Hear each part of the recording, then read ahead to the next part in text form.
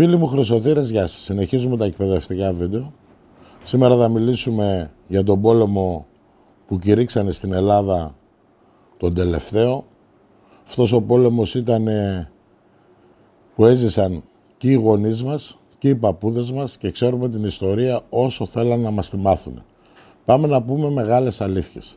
Αυτός ο πόλεμος έγινε, δεν τον ήθελε η Ελλάδα, άλλες χώρες το θέλανε, άλλες δεν το θέλανε, με το όχι του μεταξά. Ξεκίνησε ο Ιταλός, ο κατακτητής, να μπαίνει στην Ελλάδα, να έρθει μάλλον στην Ελλάδα, όμως δεν ήρθε ποτέ αυτός, γιατί οι Έλληνες πολέμησαν πραγματικά σαν άγρια θηρία και οι Ιταλοί δεν μπόρεσαν ποτέ να μπουν και είχαμε πάρει και μέρη στην Αλβανία και είχαμε φτάσει πολύ ψηλά. Πάμε να πούμε όμως την ουσία. Στο καπάκι όμως μπήκε ο Γερμανός. Ο Γερμανός ήταν ένας δύσκολος στρατός, σύγχρονος, με τεχνολογία, με όπλα, με τα πάντα. Άλλες χώρες τις πήρε σε μία μέρα, άλλες χώρες τις πήρε σε 2 μέρες, μεγάλες χώρες, πανίσχυρες. Στην Ελλάδα φέραμε αντίσταση, πολεμήσαμε πραγματικά, όμως δεν μπορούσαμε να νικήσουμε το Γερμανό. Αυτή την ναζιστική τη μηχανή δεν μπορούσε κανένας να τη σταματήσει. Απλώς οι φίλοι μας οι Άγγλοι και οι σύμμαχοι, οι Αυστραλοί, Αμερικάνοι όλοι, μας προσφέρανε μία βοήθεια όχι για εμάς, τους Έλληνες, για τα συμφέροντα που είχαν αυτοί. Αυτοί είχαν μεγάλα συμφέροντα σε αυτόν τον πόλεμο και τι κάνανε. Μας οργανώσανε, μας φτιάξανε μικρές ομάδες για να κάνουμε σαμποτάρ στους Γερμανούς, στους Ιταλούς, στους Βούλγαρους, γιατί από εκεί τη μεριά ήταν αυτοί σύμμαχοι. Πώς μας οργανώσανε? Μας οργανώσανε με οπλισμό, με ρουχισμό, με χρήματα, με οργάνωση. Ήτανε δημιουργίες οι Άγγλοι που ήρθαν στην Ελλάδα, μικρές δημιουργίες και είχαν ξεκινήσει από την Αθήνα ως το Γράμμο.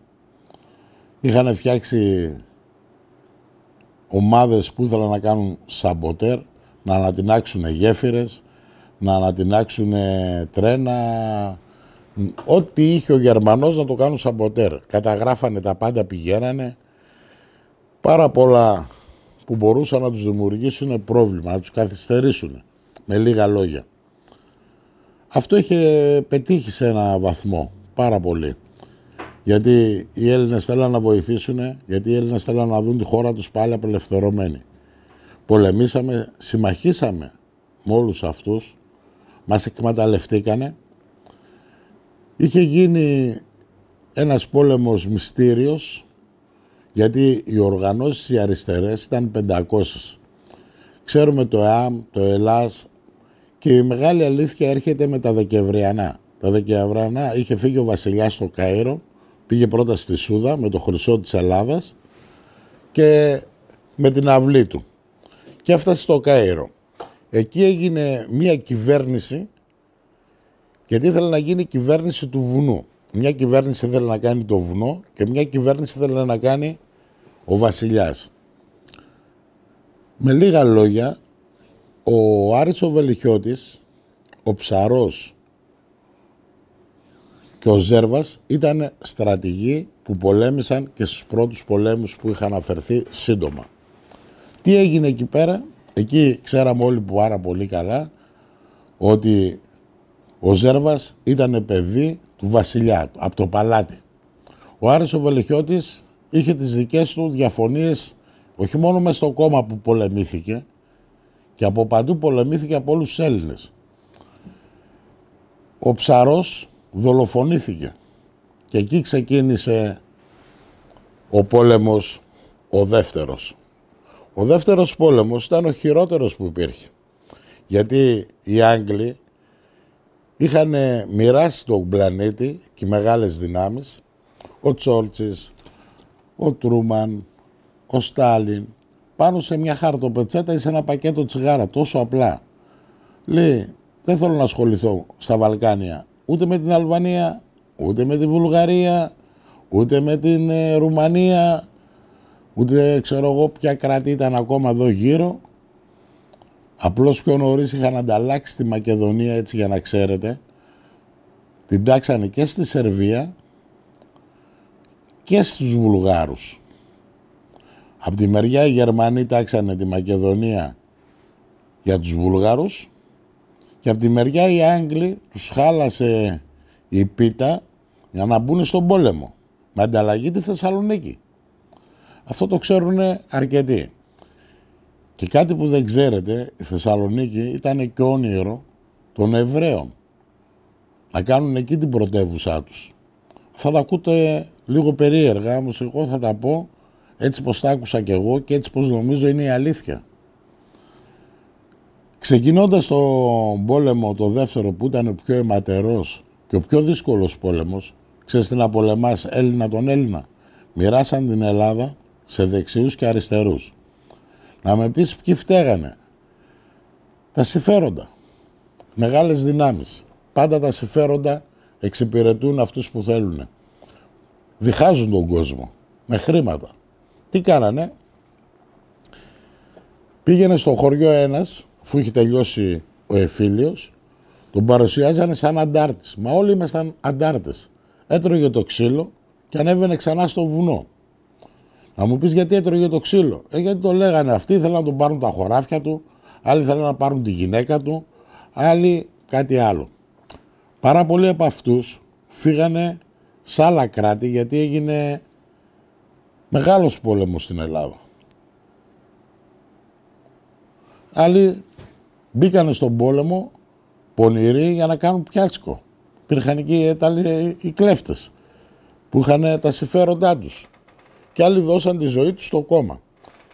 Αυτό το κόμμα δεν υπήρχε κόμμα. Υπήρχε ένα κόμμα που είχε μέσα Οχράνα, που είχε διάφορα συμφέροντα, γιατί και ο Βελιχιώτης το ίδιο το κόμμα του δεν τον ήθελε. Γιατί όμως, γιατί ο Βασιλιάς αφού έκανε την κυβέρνηση, σου λέει με τα Δεκεμβριανά παραδώσανε τα όπλα. Τα παραδώσανε τα όπλα, όμως αυτοί στο πίσω μέρος του μυαλού τους ήξεραν ότι δεν είχαν εμπιστοσύνη τόσο πολύ και είχαν κρύψει πάρα πολλά όπλα, πολύ στρατιωτικό υλικό μέσα σε σπηλιές, σε αμπριά, χρήματα, τα πάντα. Και ήθελαν να διαπραγματευτούν. Μόλις καθίσαν στη διαπραγμάτευση, καταλάβανε ότι πρέπει να παραδοθούμε. Και αφού θα παραδοθούμε, κάποιοι τραβήξανε το δρόμο τους και ξεκίνησε ο Τζαβέλας, ο Άρης ο Βελιχιώτης να φεύγουν στα βουνά, να ξεκινήσει το δεύτερο Αντάρτικο. Ξεκινώντας το δεύτερο Αντάρτικο, πολεμώντας όχι μόνο τους Γερμανούς, τους Ιταλούς και μετά τους Άγγλους. Και μετά Έλληνα στον Έλληνα. Πιο χειρότερος πόλεμος. Αυτός ο πόλεμος κράτησε για πολλά χρόνια. Οι Ταϊβάν ήμασταν εμείς. Ξεκίνησε ο πόλεμος στο 40 και τελείωσε στο 49. Αυτός ο πόλεμος είχε τα πιο πολλά θύματα και από τις δύο μεριές, όμως μόνο σκοτωνόντουσαν Έλληνες. Δεν σκοτωνόντουσαν κάποιοι άλλοι. Δεν υπήρχαν κακοί αριστεροί και καλοί δεξιοί ή κακοί αριστεροί και καλοί δεξιοί. Αυτός ο πόλεμος τι έκανε? Έφτιαξε έχθρα, ως σήμερα, ακόμα και τις μέρες μας. Δηλαδή κάποιες οικογένειες μέσα σε αυτό το πόλεμο που κράτησε ως 49 αναγκαστήκαν να φύγουν. Άλλοι να πάνε στην Τσεχία, άλλοι να πάνε στη Γερμανία, άλλοι να πάνε, να μου πει στη Γερμανία, στην Ανατολική Γερμανία, καταλάβατε. Άλλοι να πάνε στην Ρωσία, άλλοι στη Σερβία, στα Σκόπια, παντού.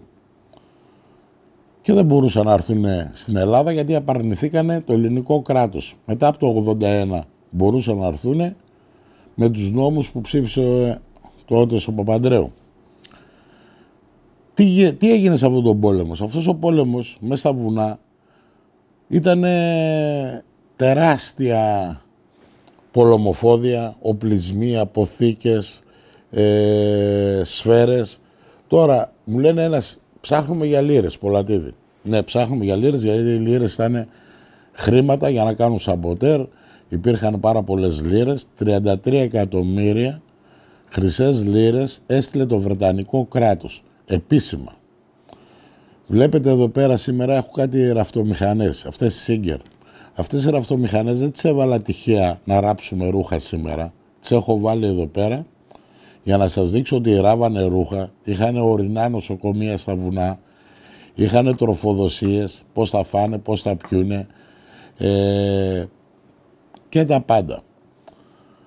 Ο οπλισμός που βρέθηκε πάνω στο βουνό, για πάντα να βρείτε κράνη, όπλα, ξύφους, τα πάντα. Δεν μπορείτε να βρείτε τόσο εύκολα, γιατί τα έχουν κρύψει πάλι σε αποθήκες, γιατί περιμένανε να γίνει και το τρίτο Αντάρτικο, που δεν ξέρετε πάρα πολύ εσείς, το έχω πει και σε ένα άλλο βιντεάκι μου, αυτοί περιμέναν να γίνει το τρίτο και γι' αυτό φιλούσανε κάποιοι τα χρήματα και δεν τα λέγανε και στα παιδιά τους ή τις αποθήκες. Πηγαίνανε ως εκεί, κοιτούσαν άμα πειράχτηκε το μέρος, ώσπου φύγαν από τη ζωή, γιατί τώρα δεν υπάρχουν αντάρτες να ζουνε, γιατί έχουν περάσει ακριβώς περίπου 80 χρόνια και 20 να ήταν γίνανε 100. Οι άντρες, ξέρετε, δεν ζουν πάρα πολύ, στα 90 πεθαίνουν οι πιο πολλοί.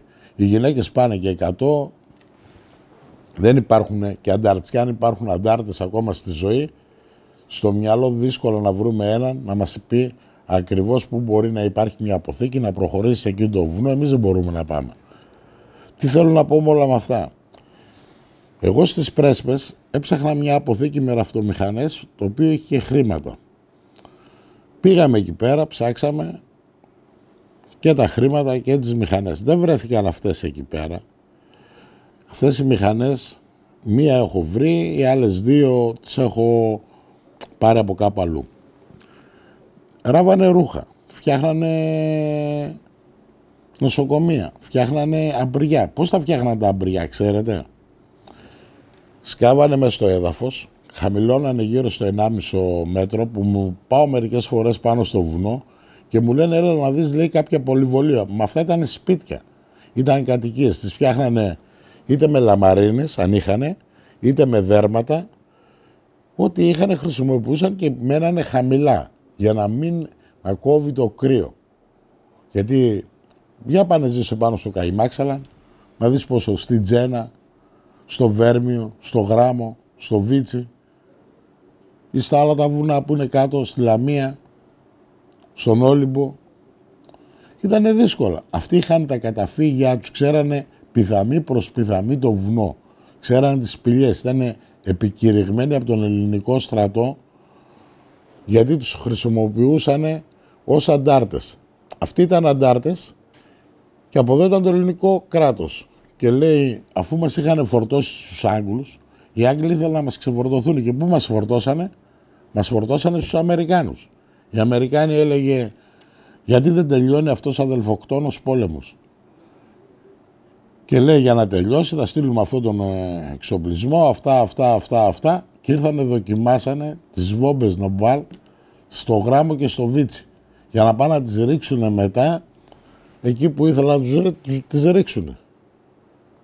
Δηλαδή προσπάθησαν, βορβάδισαν, κάψανε τον κόσμο, Έλληνες, για να σταματήσει αυτός ο εμφύλιος πόλεμος. Ενώ μπορούσε να σταματήσει πολύ νωρίτερα, να μην έπαιρνε τέτοια μεγάλη διάσταση 5 χρόνια, απλώς φαγωθήκαμε εκεί πέρα για να μην καθίσουμε στο τραπέζι να διαπραγματευτούμε στους νικητές. Γιατί εμάς μας κάνανε μεγάλο κακό οι Γερμανοί. Δεν πληρώσανε γι' αυτό. Και οι Άγγλοι που μας βοηθήσαν, και αυτοί μας κάνανε κακό. Το μόνο καλό που κάνανε, ότι πήγαμε στη σωστή κατεύθυνση. Αλλιώς θα ήμασταν μια Αλβανία, μια Ρουμανία, μια Βουλγαρία. Με τα δικά μου λόγια τα λέω αυτά. Όποιοι έχουν μυαλό μπορούν να καταλάβουν τι θέλω να πω. Αυτός ο πόλεμος έχει αφήσει ακόμα σημάδια πάνω στα βουνά. Δηλαδή υπάρχουν σπηλιές που έχουν μέσα εξοπλισμό. Υπάρχουν αποθήκες που βρίσκουμε στρατιωτικό υλικό. Υπάρχουν αποθήκες που υπάρχουν μέχρι και χρήματα μέσα. Υπήρχαν πιάτσκα. Κλέβανε τα πάντα. Για να επιβιώσουν οι αντάρτες, στα βουνά πάνω δεν είχε κοπάδια. με ζώα. Γιατί τα κλέβανε και τα ζώα. Αναγκαζόντουσαν. Πιάνανε κόσμο από τα χωριά τους, ανεβάζαν πάνω. Παίρναν τους γιατρούς. Κουβαλούσαν τον ένα, κουβαλούσαν τον άλλον. Γιατί γινόταν αυτό? Γιατί ήταν λάθος. Το ίδιο φτιάχνανε και από εδώ. Δηλαδή, βασανίζαν τον κόσμο, ανέβαινε στο βουνό. Το θέλανε αυτό τον πόλεμο και από τις δύο μεριές. Να βασανιστεί ο ελληνικός λαός. Και οι αριστεροί φταίγανε και οι δεξιοί φταίγανε, βασικά οι Έλληνες, με κακούς συμβούλους, με κακούς δασκάλους. Οι δάσκαλοι τους ήθελαν το κακό αφενής της χώρας. Γιατί ήθελαν να φτιάξουν τη Θεσσαλονίκη αλλιώς. Και όλη την Ελλάδα τη θέλουν να τη φτιάξουν αλλιώς. Δεν μπορούν να το καταλάβουν πάρα πολύ τι θέλω να πω, γιατί ήταν ταγμένοι. Τα χρήματα αυτά εδώ που στείλανε 33 εκατομμύρια χρυσές λίρες, μόνο το Βρετανικό κράτος, έστελνε οι Αλβανοί όπλα, έστελναν οι Σέρβοι όπλα, έστελναν οι Ρώσοι όπλα, όλοι. Και είχαμε κατακτήσει και πάρα πολλά όπλα από τους Ιταλούς, από τους Γερμανούς, στέλναν και άλλες χώρες και ο πόλεμος συνεχιζόταν. Αυτό που γίνεται τώρα στην Ουκρανία με τη Ρωσία, και θα είναι χαμένοι μόνο οι Ουκρανοί, ποτέ δεν θα είναι κερδισμένοι, μόνο χαμένοι θα βγουν από αυτό το πόλεμο. Και αλλή μόνο στις μάνες που θα κλάψουν τα παιδιά τους. Εμείς όλοι το βλέπουμε από ένα κουτί. Και λέμε τώρα στέλνουν οι Γερμανοί να τους βοηθήσουν. Αν θέλουν να τους βοηθήσουν, να τους βοηθήσουν πραγματικά. Γιατί ο πόλεμος αυτός δεν είναι πλέον Ουκρανία-Ρωσία. Είναι το ΝΑΤΟ με τη Ρωσία. Και σκοτώνονται μόνο παιδιά Ρώσων και Ουκρανών. Οι άλλοι όλοι κάνουν ένα εμπόριο για να μοιραστεί η Ουκρανία σε 3 σημεία, όπως θέλουν να κάνουν και την Ελλάδα.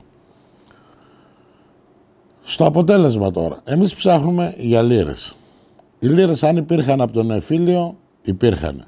Λίρες αν υπήρχαν από τους Γερμανούς, υπήρχαν. Κλέψανε και πάρα πολλά οι Γερμανοί, μαζί με τους Βουλγάρους που ήταν σύμμαχοι. Βασανίσανε πολλές οικογένειες και Ελλήνων, όμως τα μεγαλύτερα βασανιστήρια τα υποφέρανε οι Εβραίοι της Θεσσαλονίκης και της ευρύτερης περιοχής. Αυτούς, επειδή είχαν και χρήματα, δεν τους θέλανε γιατί είναι φυλές. Και ο Χίλτερ, η μάνα του ήταν Εβραία. Για να αναγνωριστούν σαν κράτος. Όλα ήταν στημένα. Όλα ήταν ένα παιχνίδι. Τώρα ποιος φταίει, ποιος δεν φταίει, όλοι θα μάθουμε. Πότε θα μάθουμε? Ποτέ, γιατί δεν θέλω να μας πούν την αλήθεια. Εσείς τι πιστεύετε, υπήρχαν κακοί αριστεροί και καλοί δεξιοί, ή κακοί δεξιοί και κακοί αριστεροί? Και από τις δύο μεριές γινόταν λάθος. Ως σήμερα, σου λέει άλλος, ακούει για έναν κομμουνιστή και βγάζει μίσος. Ακούει ένας αριστερός, ένας κομμουνιστής και βγάζει μίσος για ένα δεξιό. Γιατί? Πέστε μου, τι έχουν να μοιράσουν αυτοί οι άνθρωποι? Τίποτα. Απλώς ήρθε η διχόνοια. Δεν υπάρχουν. Αυτοί είναι τα συμφέροντα. Βλέπω εγώ τώρα την πολιτική. Οι μισοί του Πασόκ πήγανε στο ΣΥΡΙΖΑ. Φεύγουν από τη Νέα Δημοκρατία, κάνουν μεταγραφές, ποδοσφαιριστές. Ένας του Πασόκ πάει στη Νέα Δημοκρατία. Ένας του ξέρω εγώ πιανού κόμματος πάει εκεί. Εδώ δεν έχουν τίποτα. Θα μας εκμεταλλευτούν, θα μας βασανίσουν. Και πάντα πρέπει να ψηφίζουμε δημοκρατικά. Και πρέπει να ψηφίζουμε σε όλες τις εκλογές. Το λέω ειλικρινά. Ο καθένας ό,τι θέλει. Δεν υπάρχει εδώ πέρα. Μου λέει ένας Πολατίδη, μήπως έγινες αριστερός, μήπως έγινες δεξιός. Βρε, τίποτα δεν έγινα. Έλληνας είμαι. Εγώ ψηφίζω όλα τα κόμματα. Έχω ψηφίσει από το ΚΚΕ μέχρι, ξέρω εγώ, τη Νέα Δημοκρατία. Ούτε Πασοξής έγινα ποτέ, ούτε Συριζέος, ούτε Νέος Δημοκράτης. Ούτε κομμουνιστής είμαι. Ψηφίζω αυτά τα κόμματα όμως. Τι να κάνω, αυτά υπάρχουν, αυτά ψηφίζω. Φέρτε με ένα άλλο κόμμα να το ψηφίσω. Και ψηφίζω και δεν βασανίζω κανέναν. Ποτέ δεν είπα δεν θα πάω να ψηφίσω. Γιατί αν δεν πάω να ψηφίσω, ο ψήφος μου το παίρνει το πρώτο κόμμα. Και δεν έχω ούτε λόγο μετά. Βλέπω τι γίνεται τώρα να είμαι. Τέλος πάντων, αυτό έτσι γιατί πολλούς βλέπω ότι, ξέρεις, εγώ ψήφιζα μια ζωή Πασόκ, δεν γίνεται να ψηφίσω τώρα Νέα Δημοκρατία. Μια χαρά γίνεται. Ή ψήφιζα ΣΥΡΙΖΑ, δεν γίνεται να ψηφίσω ΚΚΕ. Μια χαρά γίνεται. Αυτοί πώς κάνουν μεταγραφές από το ένα κόμμα στο άλλο? Ολόκληρους βουλευτές. Μερικοί βουλευτές αλλάξαν και 3 κόμματα. Και στο βουνό γινόντουσαν πάρα πολλά λάθη. Βλέπουμε αποθήκες και λέμε, βρήκα μια αποθήκη μια μέρα, να σας πω και μερικές ιστορίες έτσι, γιατί πολύ σας κούρασα με αυτό εδώ πέρα, γιατί προσπαθώ να περάσω ένα μήνυμα. Βρήκα μια αποθήκη και είχε ολόκληρη περίφραξη. Να με πεις τι ήθελε, γωνίες, σίδερα, κανονικά τα πάντα. Νομίζανε ο στρατός πάνω στο βουνό, μα είχαν ασυρμάτους, είχαν πολυβόλα, είχαν κανόνια, έχει παρατημένα τάγκς. Βέβαια οι αντάρτες δεν είχαν τάγκς. Στο γήπεδο, στο μαύρο δάσος, εκεί ήθελαν να κουβαλήσουν πάρα πολλά χρήματα, να τα πάνε ανάμεσα στα σύνορα, που να είναι δίπλα η Σερβία, μαζί με την Ελλάδα. Γιατί ήθελαν να αγοράσουν αεροπλάνα. Κάναν κυβέρνηση βουνού και αυτοί, κάπου στις Πρέσπες. Νομίζω στον Άγιο Γερμανό, όχι, στον Κότα, εκεί στο χωριό, στο Αντάρτικο, ξέρω εγώ πώς το κάνανε, κάπου εκεί πάνω. Θέλαν να κάνουν την Οχράνα, το Βουλγάρικο. Πολλά λάθη γίνανε από παντού. Υπήρχαν στρατοδικεία πάνω στο βουνό. Οι αντάρτες περνούσαν στρατοδικεία. Δικαζόντουσαν. Ο άνθρωπος δεν είχε πολλή αξία. Όμως αυτοί πιστεύανε στο κόμμα, δώσαν την ψυχή τους. Πηγαίνανε, δηλαδή, κρύβανε χρήματα για την οργάνωση, κρύβανε όπλα για την οργάνωση, κρύβανε εκείνα για την οργάνωση. Γι' αυτό υπάρχουν και σπηλιές ακόμα με κανονικό οπλισμό, με χρυσές λίρες, με ραφτομηχανές, με ρουχισμό, με τα πάντα. Υπάρχουν πάρα πολλά πράγματα. Όμως πάω να πούμε μια μεγάλη αλήθεια τώρα στον κόσμο για να καταλάβει. Ψάχνοντας για θησαυρό πάνω στο βουνό, μια δόση, βρήκαμε στρατιωτικά μαγειρία. Λέμε τι έγινε εδώ πέρα, δεν ξέραμε τότε, ήμασταν και παιδιά. Μετά καταλάβαμε, λένε, είχαν οργάνωση, είχαν μαγειρία, είχαν νοσοκομεία, είχαν αποθήκες, είχαν εκείνο, κλέβανε κοπάδια από τα χωριά και τα βοσκούσαν εκεί πάνω γιατί δεν είχαν ψυγεία. Και σφάζαν όποτε θέλανε για να έχουν το κρέας τους. Είχαν αποθήκες με τρόφιμα. Υπήρχαν φούρνοι πάνω στο βουνό. Τα παιδιά από τα ορεινά χωριά τα μαζέψανε για να μην τα πάρουν οι αντάρτες. Σηκώσανε τον πληθυσμό. Ο πατέρας μου είχε φύγει στη Μυτιλήνη για να μην τον πάρουν οι αντάρτες. Πήγε τότε στη Φρυδερή και η Βασίλισσα. Τα χωριά που ήταν τα ορεινά τα μάζεψαν όλα και τα πήγαν να τα μάθουν. Άλλοι γίνανε τσαγκάριδες, άλλοι γίνανε ράφτες, άλλοι πήγαν σε γεωργικές σχολές. Γιατί γινόταν χαμός. Ολόκληρα χωριά είναι παρατημένα. Τώρα στο βουνό, με ρωτάνε πολύ Πολατίδη, υπάρχει θέμα να έχουν κρύψει, να σηκωθώ λίγο στον πίνακα. Έχουν κρύψει χρήματα Πολατίδη, μου λέει, σε μια καλύβα. Ναι, γιατί στην καλύβα δεν υπήρχε κανένας εκεί πάνω. Ποιος να είναι στο βουνό με αντάρτες? Είχαν εξαφανιστεί αυτοί που είχαν την καλύβα τους, αυτοί που είχαν τη μάντρα τους, τη στρούγκα τους, τα λιβάδια τους, όλοι είχαν φύγει. Χωριά ολόκληρα αδειάσαν από τα βουνά. Εκεί μέσα υπάρχουν χρυσές λίρες, γιατί αυτοί πήγανε και μέναν εκεί. Βρήκαν έτοιμα σπίτια, αφού δεν μπορούσαν ο στρατός να τα πάρει άμεσα, μέναν εκεί. Είχαν τα νερά τους, τις πηγές τους, τις καλύβες τους, τα πάντα είχαν. Βέβαια εκεί πέρα θέλει ψάξιμο. Όπου υπάρχει ένα μαντρί παλιό, που ήταν εκεί ένα κοπάδι, εκεί ζήσαν αυτοί. Στις καλύβες ζήσανε, ναι. Γιατί έχω πάει εγώ στο βουνό. Μα πάτε στο Γιαννακούλα τα καλύβια, εκεί μένανε. Άμα πάτε στο Φαρμάκι, μένανε. Άμα πάτε στο Πάτημα, εκεί μένανε. Άμα πάτε στα χωριά της Φλωρίνης, θα δείτε πάρα πολλά χωριά παρατημένα, ολόκληρα χωριά χωρίς να υπάρχει ούτε ένας κάτοικος. Τώρα δεν ξέρω αν υπάρχει. Τότε που πήγα προς την Καστοριά, Φλόρινα, δεν υπήρχε τίποτα. Ορεινά χωριά, Τι γινόταν ακόμα. Αυτά όλα τα χωριά, εδώ πέρα που υπάρχουν, τα σπίτια είναι ακόμα παρατημένα τα πιο πολλά. Αυτός που μπορούσε να τα κρύψει σε ένα σπίτι. Να σας πω γιατί μπορούσε να τα κρύψει σε ένα σπίτι. Γιατί δεν τον έβλεπε κανένας. Ενώ έξω θα τον έβλεπαν. Προχθές άκουσα μια ιστορία. Ήτανε δύο αντάρτες. Και στη μάχη ο ένας τραυματίστηκε. Αυτή είναι αληθινή ιστορία. Και πήγανε και μπήκανε σε μια εκκλησία. Τότε ούτε παπάδες υπήρχαν πάνω στις εκκλησίες, στα μοναστήρια, τίποτα. Μπήκανε εκεί μέσα. Αφού μπήκανε μέσα, ο ένας που ήταν τραυματίας, το βράδυ πέθανε. Αυτός τι έκανε. Τον πήρε, η εκκλησία ήταν τότε με κάτι πλάκες, χωμάτινη. Δεν είχαν ούτε παρκέ ούτε τίποτα οι εκκλησίες. Έσκαψε στο κέντρο της εκκλησίας, έβαλε 2 κάσες, ισχυρίζεται με λίρες, έβαλε από πάνω τον νεκρό με τα όπλα, τον σύντροφό του και τα θάψε εκεί. Και ήρθε σε μένα και μου λέει πώς μπορούμε να πάρουμε αυτές τις λίρες. Τώρα άμα πάτε σε αυτή την εκκλησία, είναι όλοι στρωμένοι με πλακάκια και πάνω από τα πλακάκια χαλιά έχει βάλει ο παπάς, αν τη σκάψει να πάρει τα λεφτά. Δεν μπορείς. Αν υπάρχει και αν είναι αληθινή ιστορία, προσέξτε. Τέτοιες ιστορίες θα ακούσουμε πάρα πολλές. Γι' αυτό εμείς χρυσοθύρες πρώτα πρέπει να πηγαίνουμε στη δουλειά μας και τον ελεύθερο χρόνο να ψάχνουμε για θησαυρό.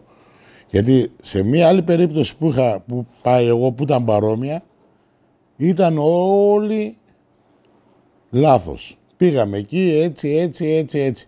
Μπορεί να είχε μια αλήθεια, όμως αυτοί φροντίσαν και τα πήραν τα λεφτά από τότε. Γιατί τώρα δεν μπορεί να βρει κανένας λεφτά. Γιατί δεν είναι κρυμμένα, είναι χαμένα. Γιατί άμα ήταν κρυμμένα θα πήγαινα εγώ αύριο το πρωί, σε εκεί το σιρτάρι έχω 100.000 ευρώ και θα τα έπαιρνα. Αν όμως πεθάνω εγώ ή σκοτωθώ, το μυστικό το πήρα μαζί μου και έφυγα. Όποιος τα βρει θα είναι ο τυχερός. Τώρα που βρίσκεται χρήματα, εκεί εσείς όσοι βρίσκετε, ή κάτι, είναι χαμένο. Δεν είναι πλέον κρυμμένο. Περάσαν πάρα πολλά χρόνια. Για τα Αντάρτικα μιλάω. Και τα Αντάρτικα δεν είναι βαθιά. Το πολύ να είναι ένα γόνατο, άντε λίγο παραπάνω. Πάρα πολλές λίρες είναι κρυμμένες μέσα στις καλύβες, μέσα στα χωριά, μέσα στα σπίτια. Εκεί κοντά. Ξέρανε το μέρος, λέγανε το σπίτι του Πέτρου, η καλύβα του Γιάννη, τα λέω έτσι με αυτό το όνομα, η πηγή του Κώστα, εκεί που έτρωγε ο Γιάννης, παράδειγμα. Ήτανε 3 πέτρες στο βουνό και εκεί που έτρωγε, δηλαδή κάθε μεσημέρι πήγαινε έτρωγε. Η βοσκή του τάδε, καταλάβατε τι θέλω να πω. Και εκεί τα κρύβανε, γιατί δεν τα κρύβανε για 50 χρόνια, για 100. Τα κρύβανε για να πάνε τα πάρουν μέσα σε 1 μήνα, 2, 1 χρόνο. Μετά ερχόταν ο Ελληνικός στρατός, αυτοί φεύγαν από αυτό το σημείο. Πηγαίνανε πιο πίσω, γι' αυτό βρεθήκανε και στο Γράμμο και στο Βίτς και από εκεί βρεθήκανε στη Ρωσία, στη Τσεχία και δεξιά και αριστερά. Άλλοι πεθάνανε, άλλοι σκοτώθηκαν, άλλοι δεν ήρθαν, άλλοι ήρθαν και τα πήρανε μετά από πολλά χρόνια. Άλλοι τα έχουν αφήσει τα λεφτά για το κόμμα. Πάρα πολλά μπορούμε να ακούσουμε. Αν κρύψαν οι Γερμανοί λίρες στην Ελλάδα, βέβαια κρύψαν και οι Γερμανοί κατακτητές. Γιατί όταν χάσαν τον πόλεμο δεν μπορούσαν να τα κουβαλήσουν. Έχω μία τέτοια περίπτωση που ήταν οι Γερμανοί, κρύψανε 14 κυβότια, ούτε 1 ούτε 2, 14. Πήρανε μαζί τους 1 κυβότιο, 2 άτομα και τα υπόλοιπα μείναν στην Ελλάδα.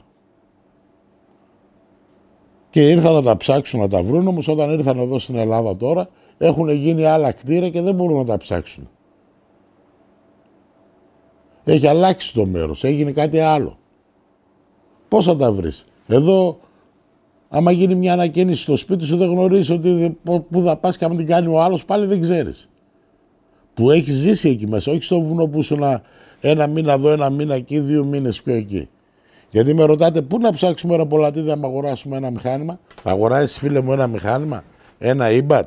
Θα αρχίσεις να ψάχνεις αυτό το σπίτι ολόκληρο, πιθαμή προς πιθαμή, ό,τι έχει θα το βρεις. Θα πας σε αυτό το καλύβι, το άλλο το ίδιο. Σε μια πηγή, γύρω από την πηγή, σε ένα βράχο. Γιατί χρήματα ήταν και λίσταρχοι μερικοί. Κλέψανε, κάνανε και πιάτσκο από εκείνη. Άλλοι σκοτώθηκαν, άλλοι τα πήραν από τότε. Πάρα πολλοί τα πήραν από τότε. Μπορώ να σας μιλάω και να σας λέω ιστορίες. Θα σκέφτεστε εσείς πώς θα τα βάζατε σε ένα ίδιο σημείο.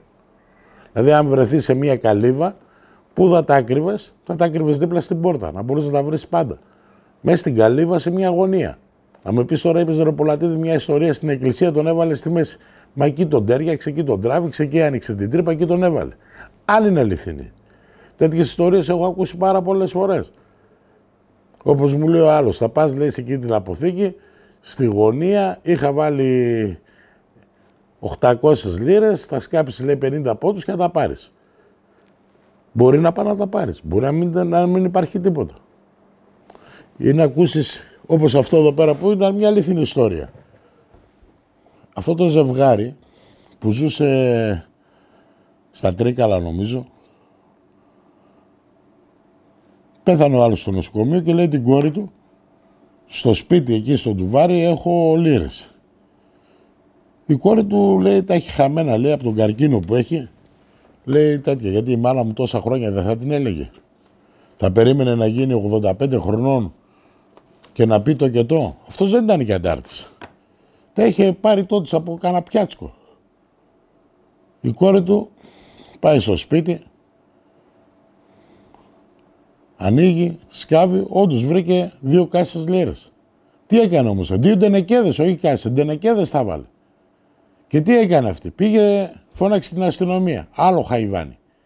Ήρθε η αστυνομία αυτή η κολόμπατσι, τα τυλίξαν, τα πήρανε, τώρα αν τη δώσουν τίποτα, τη δώσουν κανένα ομόλογο. Τι αν τη δώσουνε, ρε αυτά δεν τα δίνει κανένας. Δικά σου ήταν, τα είχε ο πατέρας σου τόσο καιρό. Τα φύλαξε, πήγες εσύ το χαϊβάνι, τα έδωσες. Αληθινή ιστορία είναι αυτή, την ξέρω επίσημα εγώ.